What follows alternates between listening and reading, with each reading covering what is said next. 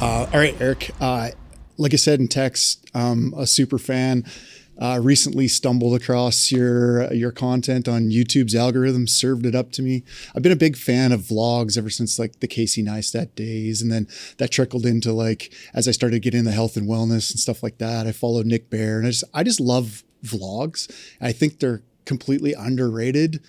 And I think you can just like, if you commit to them and watch them, like there's so much you can learn from. Anyway, found your stuff and it was super random. I was like, I've been on this health and wellness journey for the last 10 months, lost 45 pounds. And I was talking to my buddy, Brian, and Brian was like, "Hey, how's it going with all this and that?" And I said, "Oh, I'm going to go do some contrast therapy today." And I've been following this guy on, on YouTube and Instagram for a while. His name's Eric. He's actually from Denver. And he's like, I know Eric. I'm like, that's so cool. So anyway, it's pretty neat to, just get served up your content, start to become a fan and learn some stuff from it, and then actually know somebody that knows you. So welcome to the show. I'm so happy you made the time to do this. Yeah, thanks so much for having me. So cool. It's amazing the power of social media Yeah. and how it can bring people together. I mean, so many of my friends over the last 8 years have come from social media, just like putting content out there on a daily basis in a specific field that I'm really passionate about, and other people who resonate with that message, they Yeah. get to meet many of them in person, which is awesome. Yeah, and that's what I want to talk to you about in this as well is your community building. I really enjoy seeing people do that, and I think there's room in this trade for people to better build the community. Anyway, a little context on the audience that you're going to be talking to. If you don't know, it's primarily linemen, tradesmen, blue collar workers, that sort of thing. So when you're answering the questions, keep them in mind because that's primarily the audience.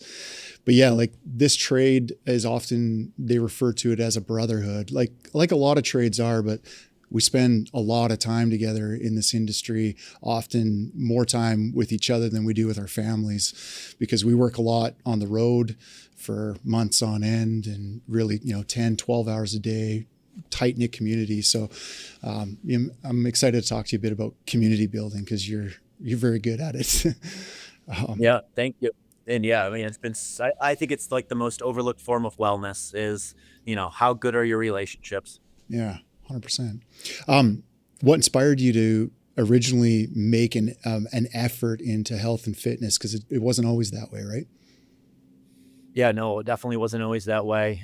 In my late 20s, I was pretty out of shape, and I, aesthetically wasn't pleased with how I was looking. So I hired a personal trainer, and over about a 6-month period, I got back into aesthetically decent looking shape, and then found triathlon. And, through triathlon, I just massively changed my daily structure, started really prioritizing wellness from training to sleep to recovery to diet. And yeah, from 2009 to 2013, I went from being this out of shape insurance salesman to towing the line at the Ironman World Championships in Kona. And, I also started to correlate how I was feeling with wellness. Like prior to that, I just thought exercise was for performance or to look a certain way. I didn't really have the understanding that, you get tremendous mental clarity and emotional well-being and stress resilience and all of these other ancillary benefits from it. So that's when I started making that correlation. And that's why I've honestly continued to live the lifestyle I live, is just because I want to feel good day in and day out. On day one was because this is often one of the biggest hang-ups, like that, making the switch into like, okay, I got my old lifestyle, I want to go down this new path, new lifestyle. Day one, what did that look like for you? Was it an instant thing, like I got to make a change, or did this happen over a course of months or years, or just like I'm hiring a coach tomorrow and we're gonna get shit straight? I think there was an evolution leading up to it of just not really feeling like I was actualizing the best version of myself. I was fading in the afternoons, just felt groggy, wasn't getting great sleep, was making really poor eating decisions. My emotional well-being was kind of a roller coaster ride of, highs and lows. And I just started to recognize that, yeah, I wasn't feeling as good as I had felt when I was in, let's say, high school and I was playing team sports and I had, passion and purpose around that. And, I was exercising with track practice and basketball practice. But yeah, I mean, the defining moment actually was I was wearing a fairly tight button down shirt and I looked down at my arm and I had like this flab of fat that was hanging over the tight sleeve. And in that moment, I was like, damn, I've gotten pretty out of shape. And, I was 27 or 28 at the time. So, and I had met a personal trainer who had encouraged me to start training with him. So that's when I, sent the text message and I was like, hey, let's do it. I'll commit to a month and 6 a.m. every day, 30 minutes, you got me. So I got addicted to that and it was hard at first. It was really hard. I was so sore after every workout. But gradually, I started to see my aesthetic change and also was getting stronger and started feeling just more fit, more energized, didn't have that lull in the afternoons anymore. So the first 6 months was really just dialing in the discipline to train every single day and not using willpower anymore, just having that structure of every single day. Like, this is what I do. I train with a personal trainer for 30 minutes. And then each year thereafter, I made a decision to tackle something new. So, work on sleep for 6 months, work on nutrition for 6 months until those became habitual. And I feel like that's the key, is not overwhelming yourself with too much at one time. I think it's picking each of these pillars of wellness and making it a habit, because willpower alone won't get you there. We only have the ability to make so many decisions each day before we have decision making fatigue. So I like to have wellness just on autopilot, where I know what time I'm going to bed, I know what I'm going to be eating and why, and I look forward to it, and I know when I'm exercising, and all of these things are really time blocked. I treat them each kind of like a job. And yeah, I mean, it didn't happen overnight. It was a process. And I also think having a goal associated with it is really crucial, whether that's, looking better, or for me, it really became like I just became obsessed with triathlon. Of at first, it's like doing a sprint distance triathlon and then finishing an Olympic distance triathlon and then hiring a coach and getting better at triathlon and then doing a half Ironman.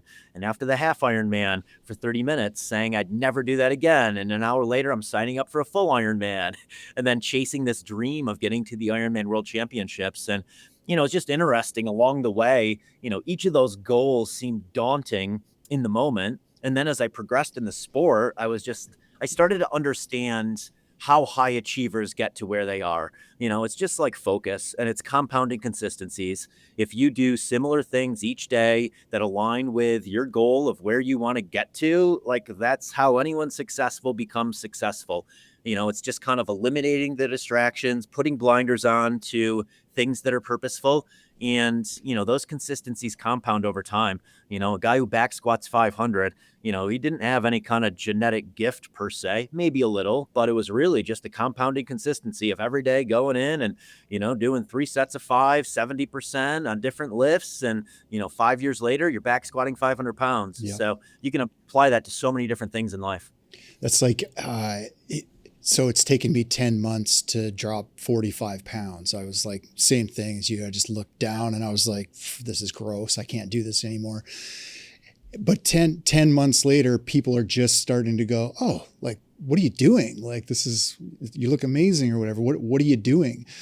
And I'm like, you really want to know the truth? Because it's not going to happen overnight. You really got to commit to things and start implementing. And the graph isn't just drop 45 pounds. Like, you can see my chart. I've been tracking it, right? It's like up, down, up, down, up, down, up, down, but with a steady decline, because I'm just staying consistent. But you can't get hung up in, you go up a couple pounds today. It's like, chill. It's probably water or something. Like, relax. Just keep working towards your goal. So I agree with that mindset of, like, you got to adapt this mindset where it's going to take time.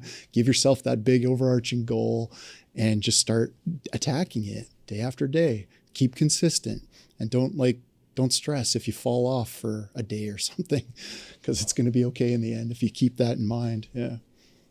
Yeah, congrats on the weight loss. And Thanks. You're so right. It's, most people want a simple fix. And for most things, there aren't a simple fix. There's little hacks that add up over time. That's really what it comes down to. But, it's the hard stuff that you got to do that you're going to get the most results from. No supplement is going to, make you look superhuman. They're icing on the cake. You got to exercise. You got to lift some moderately heavy weights. You got to do some cardio. It's the hard stuff that's going to yield the results. And yeah, it's not being a superhuman one day and then, fall off the tracks for the next 6 days.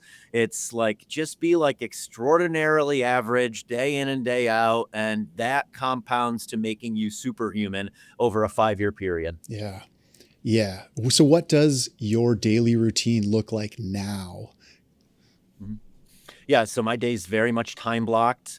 The mornings are generally slower, and it's just getting a lot of work done. Things I won't get to later in the day. So, answering emails that require more than 20 or 30 minutes of thought, brainstorming a newsletter concept, brainstorming a community event, things that just require like dedicated time and thought. I know that early in the morning, I'm going to have the least distractions. So that's when I like to, do things that require deep thought. And then I go to the gym around 8:30 every day. I train for about 90 minutes, doing CrossFit type training. So strength and anaerobic conditioning.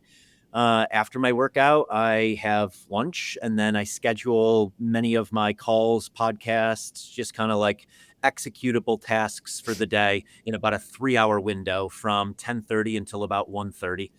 I know that I have about 3 hours of, really good brain power fueled from that morning workout. And then I usually will go off into the mountains. I live in Colorado, and do some kind of aerobic activity outside to soak up the sun's rays.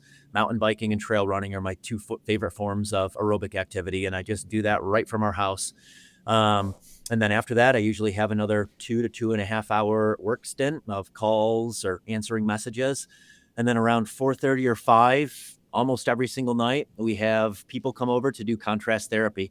And that's a mix of existing friends and people who've reached out to me on social media, people passing through Denver who are like, hey, can we swing by your house, which we call Muscle Mountain? And, I consider that my community building time.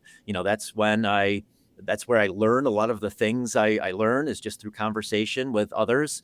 And, I get my physical and mental and emotional recovery in doing that contrast therapy, which is 3 rounds of about 20 minutes in a hot traditional sauna and about 3 minutes in ice barrel or cold exposure.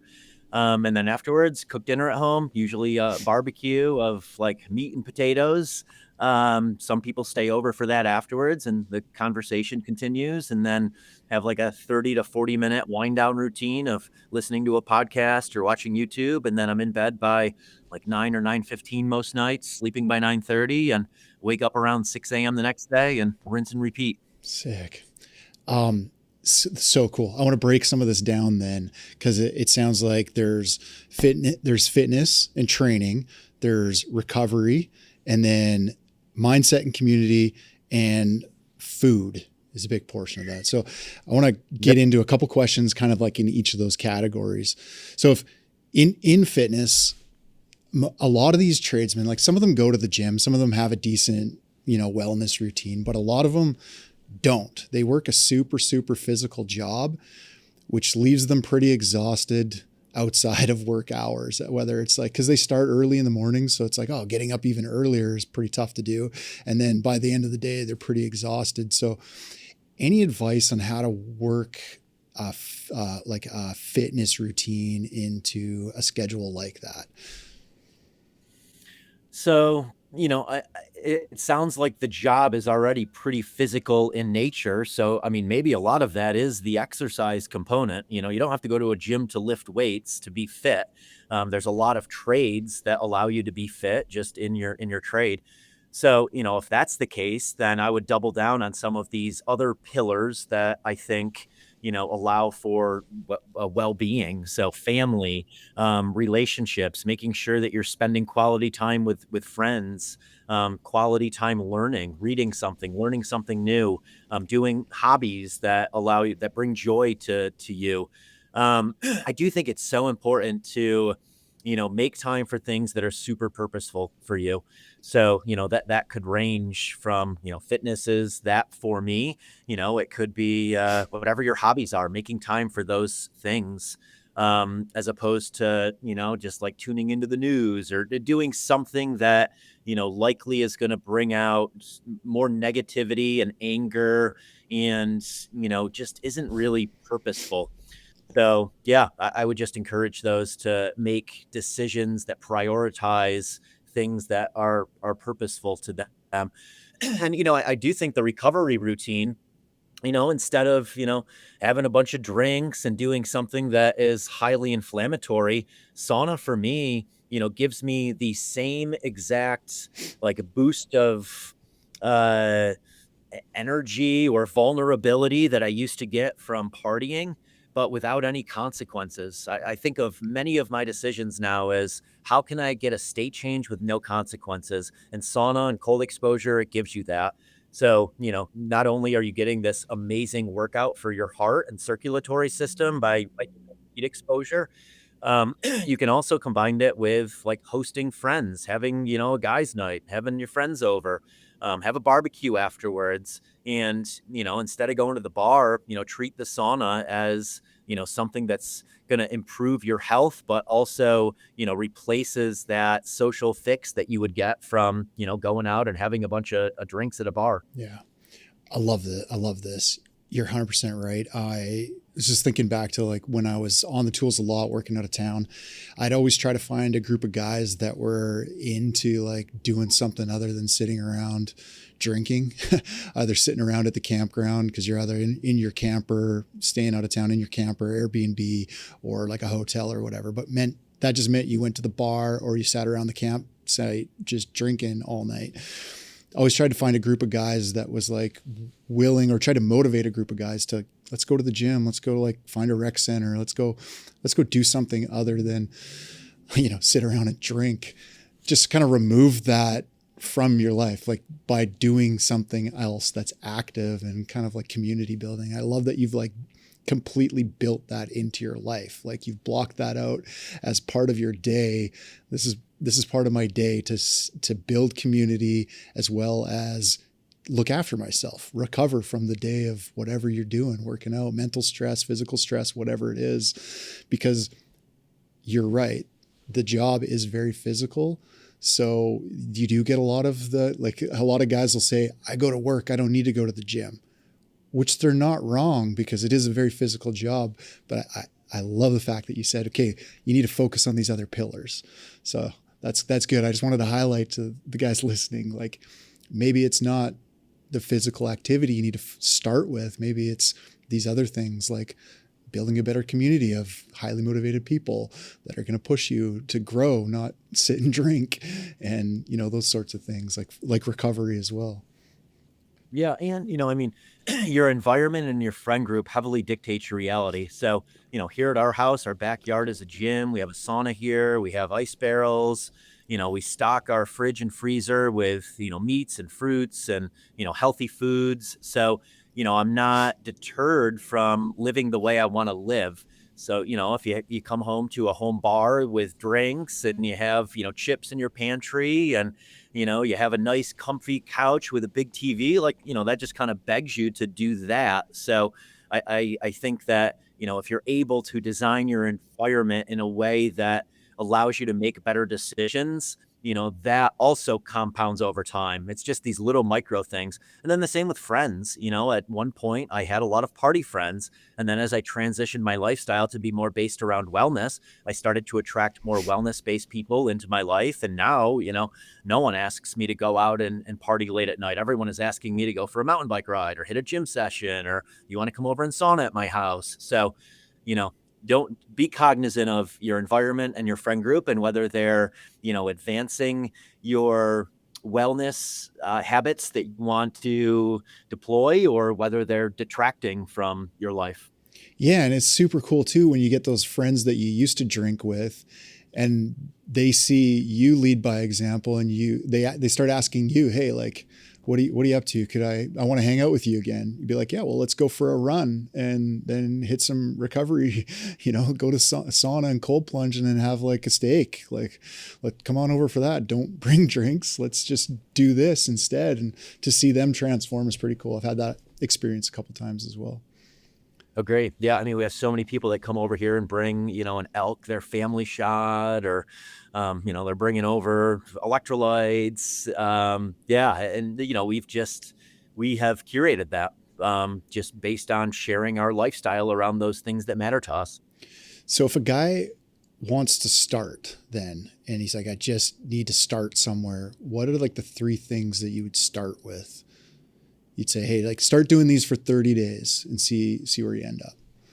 Yeah, I mean, I think that hiring a personal trainer is where I started. I needed that accountability. I needed that knowledge. I needed that coaching from someone else. So that worked really well for me of just employing someone else.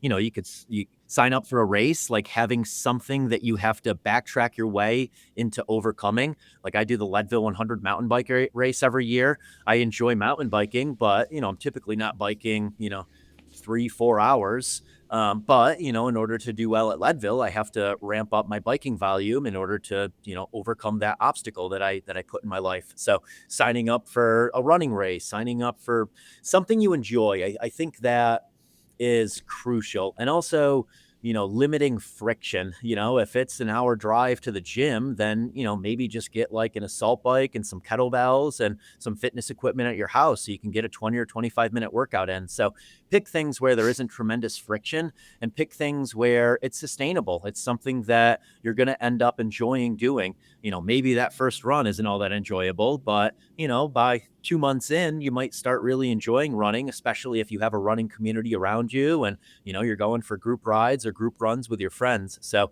make sure that you're eliminating friction. So yeah, I would say accountability, whether it's to signing up for a race or hiring a personal trainer. Do something you enjoy, ideally with others you enjoy being around, and then pick things where there isn't tremendous friction and it can become a sustainable part of your day. Love it. Okay, so these guys, they're working a physical job, like I said. Some of them don't really take care of their bodies. So injury is something that's like really prevalent in the trades, especially this trade. If we were to just speak to recovery, because you seem like a recovery expert, dive into a little bit of like the benefits of sauna that you've found. What has it helped you with? How does it help? And also like the contrasting cold therapy as well.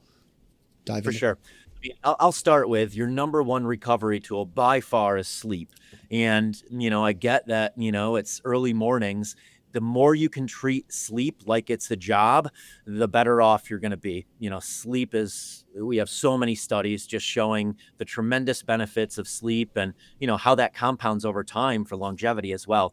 Sauna and cold exposure, I absolutely love for recovery. There's a lot of studies showing that it decreases all-cause mortality by up to 60%. I think of it as, from a physical standpoint, basically a workout for my circulatory system. That's why there's so many benefits around heart health and sauna.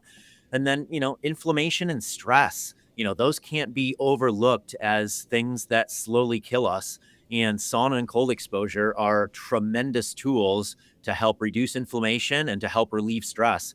I would say that's the main reason why personally I do it now. And not that I'm unhappy with life, but I have busy days and it's just nice to have, that reset. I'm going to age myself here a little bit, but I think of it almost like blowing the dust off a Nintendo game. Every night I have that, cold exposure and sauna routine where it's just like blowing the dust off my nervous system. And all of a sudden I feel rejuvenated after that. So just kind of wipes away, my stress levels with having a massive to-do list. So, I think that alone is a tremendous reason to do the contrast therapy, or one or the other. You don't have to do the contrast therapy. Just getting in a cold body of water or even taking a cold shower, something pretty accessible and easy for many to do, is going to help with stress relief. And then, a hot Epsom salt bath. Again, heat exposure is heat exposure. It doesn't have to be this expensive, fancy sauna. If you have a bathtub and you have hot water, just buy some Epsom salt and take a hot Epsom salt bath, and you'll be amazed how great you feel after doing that. And then, the community side of it for me is crucial. I combined it with just meeting other people, having really great conversations. And the beautiful thing about the sauna is your phone is going to overheat after a couple minutes. And, the feeling almost immediately within a sauna is very similar to that same feeling post-exercise. Your endorphins are racing, your aperture really narrows, and I feel like my mind is so clear in the sauna and I feel so vulnerable. And, the benefits of that, of just having really just open, authentic, vulnerable conversations with others, it's so empowering. I love that. What other recovery tools do you put into practice outside of sauna and cold plunge and sleep? Yeah, I get a deep tissue massage every couple weeks. That's a lot for athletic performance, but also there aren't many times where I just check out for 90 minutes. So I also like it as another one of those kind of mental and nervous system resets. We have red light therapy here. I do red light therapy most days. Um, Infrared saunas are great. We have an infrared sauna, although I use our traditional sauna way more just because your core temperature will get hotter quicker in the traditional sauna, and it's better. It's easier to combine with cold exposure because you can get hotter quicker and then go in the cold body of water. Um, just moving, like low impact cycling, hiking, walking, moving is such an amazing form of recovery. So I'm at a standing desk right now. I very rarely am sitting unless I'm in the sauna or I'm sleeping at night. I'm usually standing or I'm moving throughout the day. And, the benefits of that are just continuing to keep your circulation going so that you don't get sore, stiff, and achy. So I'm always moving. So cycling is one of my favorite things that I do for, heart health, enjoyment, and also just that low impact, recovery that I get from it. Um, I see the big ass calendar behind you, and I got to talk about it for a second too, because this is the first year that I've utilized that system too. It was really cool. Girlfriend and I sat down, planned out the whole year, and I wanted to find a way to introduce that to this audience. So this is a good way to do it. Talk about the big ass calendar a little bit, and like what you got going on back there. You bet. Yeah. So it's a calendar that you can buy. Jesse Itzler is the one who started the Big Ass Calendar. Incredible entrepreneur. And, he lives a very balanced lifestyle around family, business, wellness, just does it all really well. But the Big Ass Calendar is, a tool you can use to plan out your year. And for me, it's just not to overcommit. I can look back at it and, I can see when I'm doing certain things, and it makes me prioritize things that really matter. And one of the cool things that we do is we have a gratitude jar that we'll write in, and we'll also have our friends write in. And at the end of the year, we read all of the notes in it. And it's just a reminder of like what we really enjoyed throughout the year and a reminder of what we want to build our year around. So, we go to Kauai every single year with friends to do this event called the Ultimate Hawaiian Trail Run. And that's always a highlight for the year. A lot of the wellness retreats I go on, they're always highlights from the year. So, here we have events, birthdays, races, and trips. Those are the specific things on our big ass calendar that, are super important to us. And we want to make sure that, we don't lose track of how important those things are when I could just sit here and execute all day long and, continue building businesses and taking calls and doing podcasts, all of which I enjoy. But I don't think you want to lose track of like having adventures planned and having, time with your friends planned and making sure that you're prioritizing family events. So, that's what we have on the big ass calendar. Love it. Last year was the first year that I started to do it. So I just kind of had those big rocks placed. Like the girl and I we set a couple of big goals, like in one new country every year for the next 25 years is like at minimum one of our goals. So we've been doing that over the last 3 years, and a couple other of those kind of big rocks. But I kind of took Jesse's outline. I was like, let's just plot this, because you're 100% right. And that's something that this industry needs to listen to, is the job will always, like, they'll schedule your whole year for you if you let them. And that drive for money and all that kind of stuff, like that'll push. And then you'll look back at your year and go, I never did anything I wanted to do. And then you'll say, I don't have time to do any of these things that we're talking about, right? I don't have time to look after my health. I don't have time to do any of these big goals that I got. So I really like the idea of at least plotting it out, and starting to make plans for that. Because if you do that, then you start making micro decisions every day that move you towards that. Because it's like it's a goal now, right? So anyway, I like the calendar. I love it. I love the idea of it. It's working for me. I love that. And just the concept of make time, Yeah. make time for what's purposeful. How does nutrition and hydration play into recovery performance? I mean, it's huge. For me, I exercise so much that, I could eat pretty much anything and I would burn those calories, but I wouldn't feel good. I wouldn't have the same mental clarity, energy, motivation that I would have if I was eating, single ingredient food sourced from nature. And that's really the key. Like, it's not, I really think that marketing has harmed us in many ways with all of these different fads. Ultimately, it just comes down to like eat things you can find in nature. That's what our body was designed to do. And we've manufactured all of these conveniences. And, some of them, of course, I resort to. I'll bring bars with me and I'll have chips here and there. But, the bulk of your diet should be like the perimeter of the grocery store, just things that you can find in nature that are fresh, that are organic. The closer to the source, the better. If you can buy from a farmer, awesome. If you know exactly where your food is coming from, awesome. But ultimately, single ingredient food source from nature, and make sure that, that is what your environment contains. If my pantry was stocked with candy and chips and ice cream, then that's what I would eat all the time because that's what I have. So, I again, decision-making fatigue. Limit your decision-making fatigue around food. Find these foods that you look forward to every day. Like I love having eggs and fruit and honey. I love making smoothies. I love having a steak at night. I love air fried potatoes. So I found these foods that are good, but also I look forward to. I'm not restricting my calories. I'm not restricting myself from, eating foods that I like. I'm eating foods that I enjoy and look forward to day in and day out.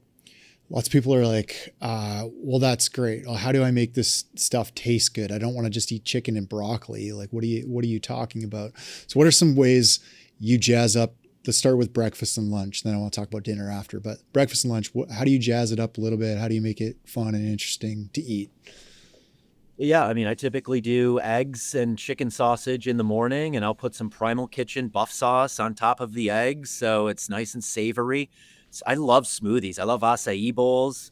I'll do a good protein powder, and then I'll pour in some milk and some yogurt and some cashew butter, some kind of nut butter, and a bunch of frozen berries. And I mean, that's a sweet treat that tastes like ice cream, but you're using fruits. And I love honey. I mean, I put honey on my fruit.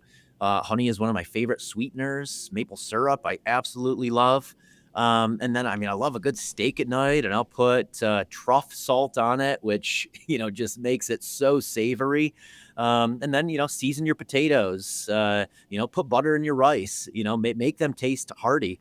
So I'm not thinking about calories when I'm eating. I'm thinking about satiating myself with single ingredient foods that are seasoned so that I enjoy them. Yeah, that's that's it. Like going through this journey, I've noticed as well, like just scraping the cupboards of all of the junk. And like you said, sticking to the outside perimeter in the grocery store.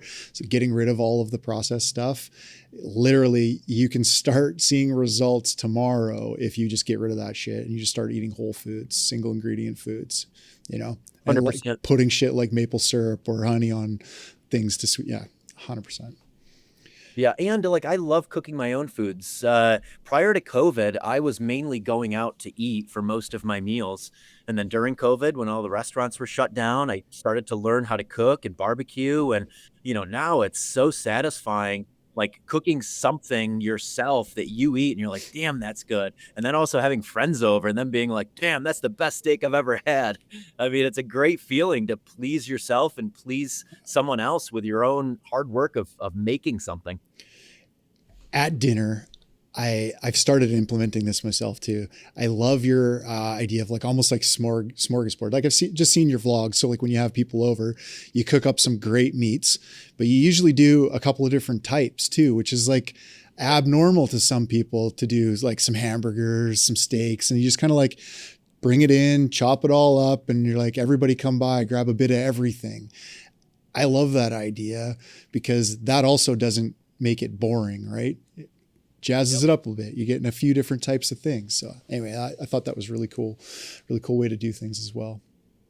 Yeah. Last night, for example, we had 4 people for dinner, and I made bacon wrapped filet. I made a ribeye. I made a 35 day dry aged New York strip, and then a friend who came over to sauna last night brought over some elk bratwursts. So we had a sampler of all those things, and pick your own adventure. Um, Talk some more about, because this is a little bit on community building, talk a little bit more about building a solid community. Yeah, I think it's crucial to surround yourself with people that you can learn from, people where you feel like you're adding value, and people that just increase your ceiling. Like, most of my friends have done Ironmans. They do Leadville each year. They've broken world Guinness records. It's just so normalized in my friend group. They've built $100 million businesses. So, if your friend group isn't pushing you to raise your ceiling, then, I would recommend finding some friends that are, pushing your ceiling. And just so much of my knowledge comes from my sauna sessions. Like, I don't really tune into the news. I get my knowledge from friends. I have really good conversations with people every single night. I do podcasts. I think it's amazing that you're hosting this podcast, and having conversations with people who hopefully can help others learn or reframe how they're going about life, so they're not just going through the motions. Um, and if you can't find it, build it. Like, solve your own problem. Invite 3 friends over for a barbecue once a month. Just like start small, figure out an easy way just to start building community if you can't find the community that you're craving. And I mean, social media has been such a blessing to make so many people accessible. I can't tell you how many young entrepreneurs I say yes to, that I have conversations with, because, I had people who helped me get to where I am. So I want to help other people get to where they want to go. And how many people that hit me up when they're passing through Colorado saying, "Hey, can I come to Muscle Mountain?" And I'm like, sure, 4:30. Here's my cell phone number. Swing by. This is my address. Like, just open yourself up. Yeah, I love that. What's one of the biggest things you've learned from, it's a bit of a gear switch, but what's one of the biggest things that running has taught you? I noticed you started running a lot lately for HYROX and things like that. What's running taught you? I mean, running has taught me a lot of things. Running has definitely taught me that most times you have to give yourself a little while to drop into it. And even now, like, a lot of times that first mile, I'm like, I don't really feel like doing this. And then, like, 12 minutes in, I'm like, this is great. I feel good. Like, it's clicking. I feel like I could do this forever.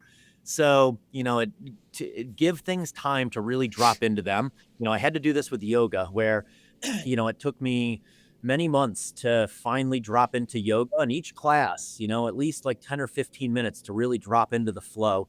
Um, it taught me the power of compounding consistency. Like, I was not a great runner when I first started running again in my late 20s. But, after a year, my time started dropping, my heart rate was dropping. And after 4 years, like, I was a damn good runner, but it wasn't from being extraordinary any one day. It was just from 5 days a week, running consistently, and running at a low heart rate so that I could back up that volume day in and day out.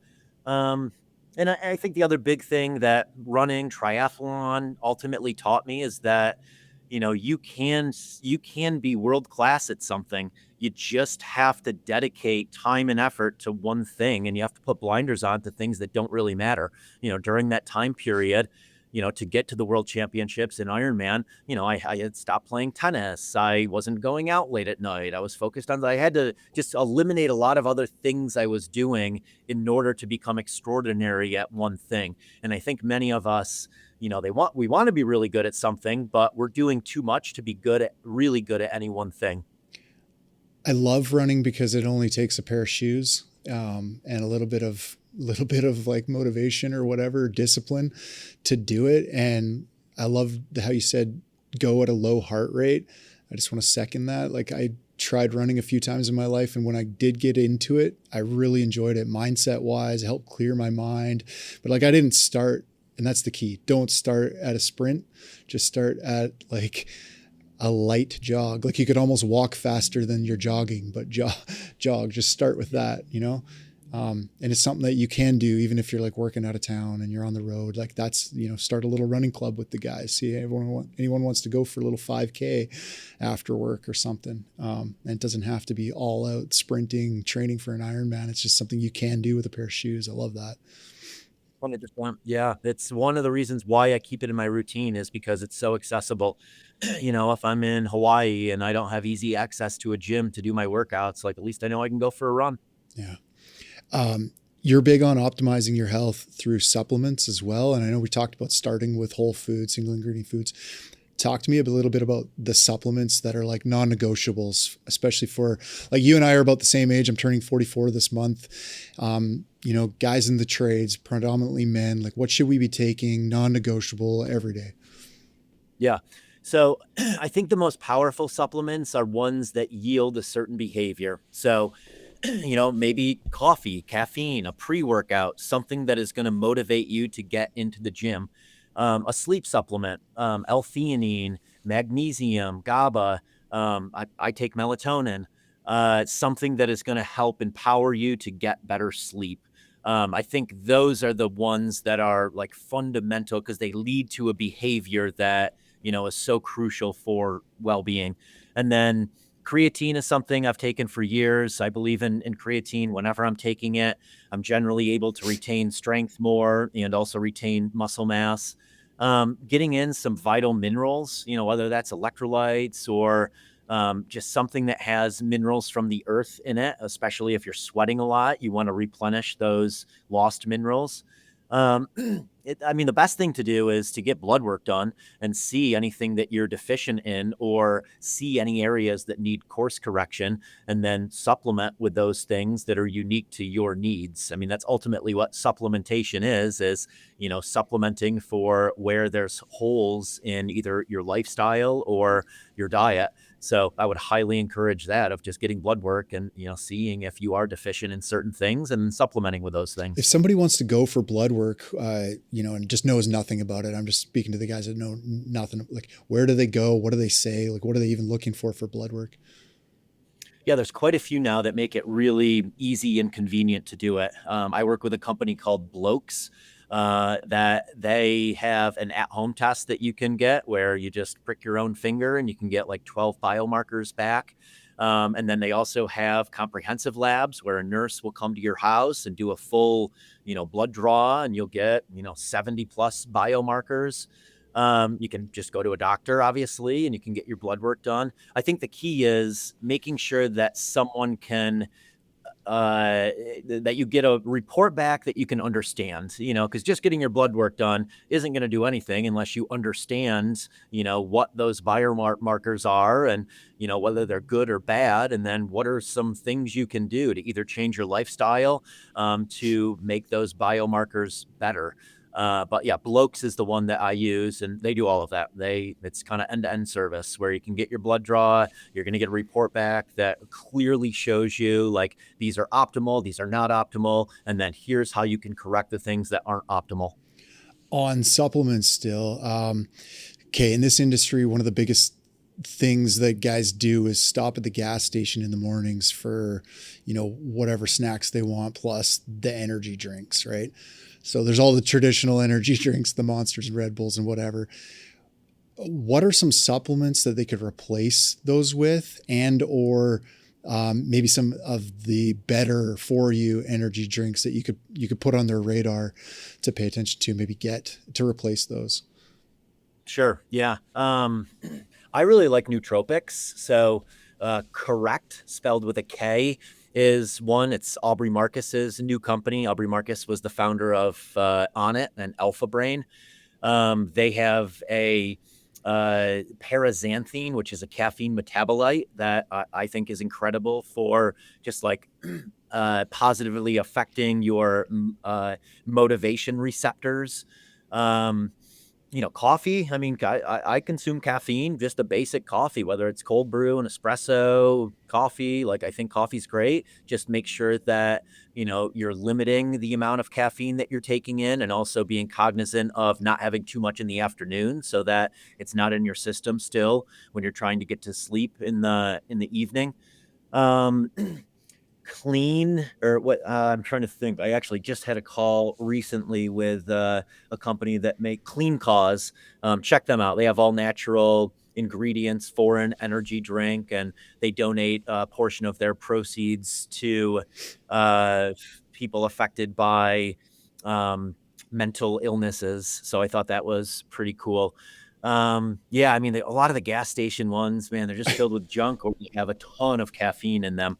I mean, the big thing should be like I get a state change. Like I want to have a state change. I completely understand that, but try and do things where you get a state change with no consequences. So like after I hit my morning workout, I'm on a high for the rest of the day. That was a state change with no consequences. And I would argue that it's a state change where I only reap additional benefits from it because I'm generally going to eat healthier and probably get better sleep if I exercise. So just think about things you're doing and whether there's consequences that come with it. And what are these things you can do where there's not as many consequences from it?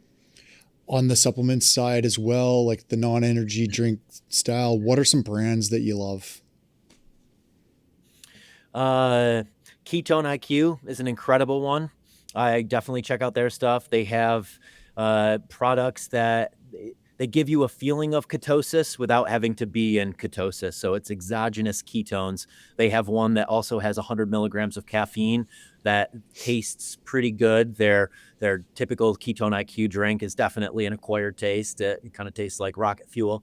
But I love them. They're an amazing brand. I mean, electrolytes, Element is a very popular one. I like Element a lot. I like their new canned drinks as well. They're really, really good. Um, and then as far as like taking things with you, like high protein things, Lineage is a really good company. They make meat snacks and beef sticks. That's just grass fed meat. David Protein, I really like for bars to take with me on the go. They have 28 grams of protein, 150 calories, no sugar. That's a really good one.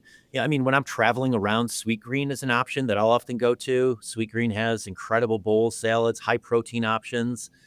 Yeah, so those are some of the things that I would bring with me or I would hit on the go. Awesome.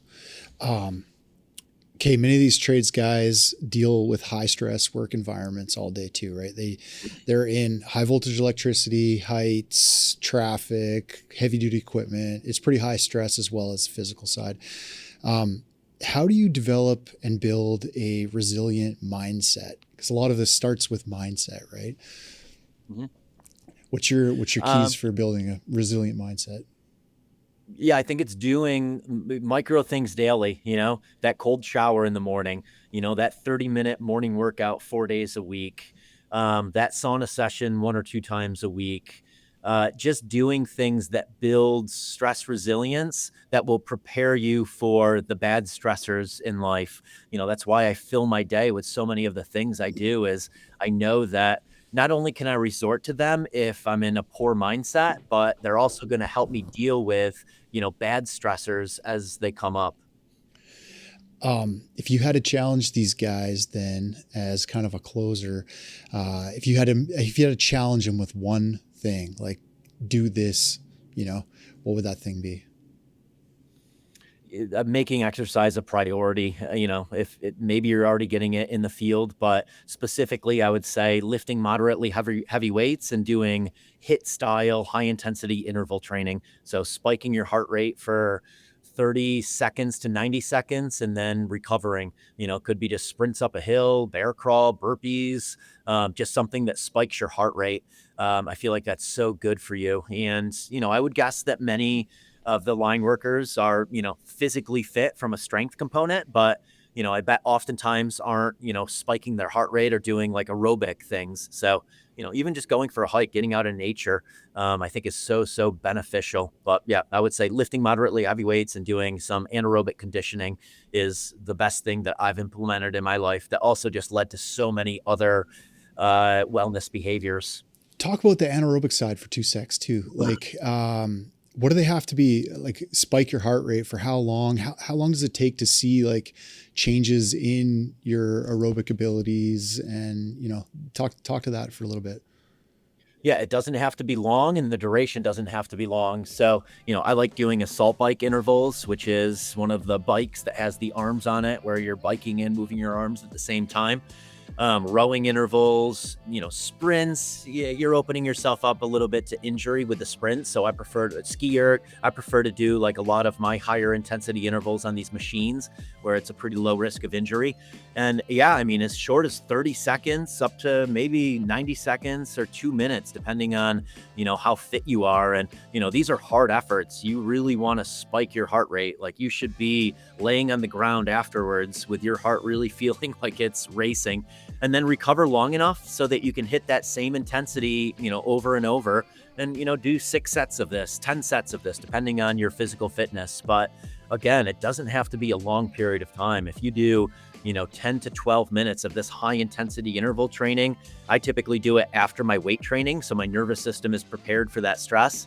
It's so beneficial. And again, you don't have to go out and slog for 90 minutes on a run. I mean, that's beneficial too, but you can get a lot of bang for your buck in just like 12 to 15 minutes of, making sure that you're going at a high intensity and then recovering long enough that you can back that effort up several times. Is this like a couple of times a week or once a week kind of thing that you'd recommend? Yeah. 2 to 3 times a week. And again, combine it with your strength training. Yeah. I love that because lots of guys just do the whole gym bro routine, right? Like just let's go lift heavy shit, maybe warm up on the treadmill by walking at a 3 pace or something, but very rarely get their heart rate up. So I like that you said that. That's been cool, man. I appreciate you, dude. Thank you so much for doing this. Me. Learned a lot. Hey, where can people find you, watch your stuff?